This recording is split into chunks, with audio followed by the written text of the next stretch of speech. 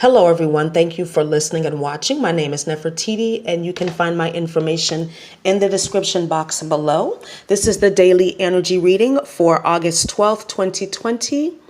In the astrology today, the Leo sun is quincunx to Neptune in Pisces.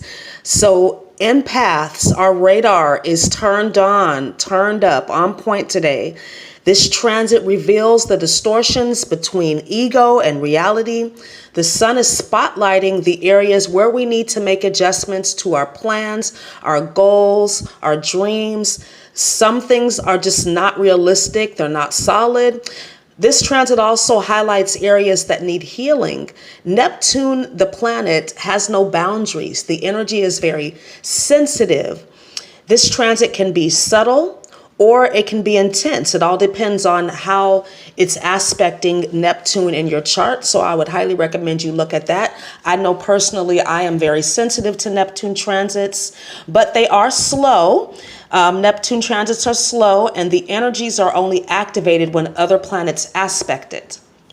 Let's move on to the oracle cards, and the angels and ancestors deck was what I was led to today, and the air guardian showed up.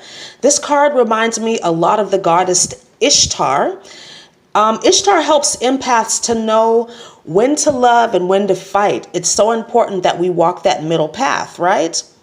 This is about changing our thinking, our plans, our goals. The air guardian helps you to see things from a higher perspective and make those shifts. Because with Neptune, things are not always what they seem. So air guardian is reminding us to trust our intuition, to see beyond limitations and issues. Remember that we can't solve a problem from the level where the problem exists.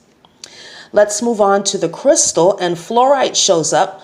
Fluorite is a great crystal for clearing mental fog and confusion, which is often associated with challenging Neptune transits.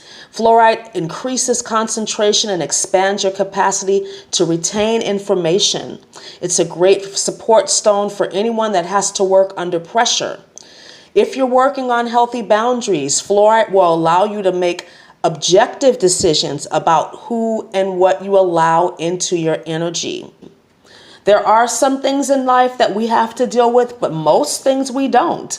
And fluorite will help us to identify which of those situations, circumstances, people fall into the categories, respectively. Let's move on to the spirit animal, and the seagull shows up again. Seagull shows up to help us see things from a higher perspective. When you change the way you look at things, the things you look at change. This is a quote from Max Planck. Just like fluorite, seagull helps you to see through emotional boundaries and remain objective. Seagull spirit also aligns with Neptune in helping you to find new and creative ways of doing and being. You know, I live in the Bay Area and we see a lot of seagulls every day. They're very opportunistic and focused animals. So allow seagull spirit to help you discover solutions and resources in the most unlikely places. Remove the distractions and trust your instincts. Let's move on to the angel number, and 167 shows up, indicating that you are on the right path. You just need to change the way that you view yourself and your circumstances.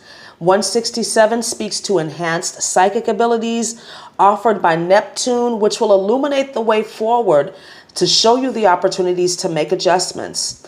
Allow your visions to expand through prayer and meditation. And 167 also supports you in finding paths that really resonate with you. Remember that there are no wrong choices. If you make a wrong choice, just make another decision. Thank you so much for listening and watching. Please like, comment, subscribe, and share. And if you like my work, you can follow the links below, PayPal, Venmo for donations. If you'd like to book a reading, you can do so by visiting my website, which is also linked below. Have a wonderful week. I will speak to you again soon. Namaste.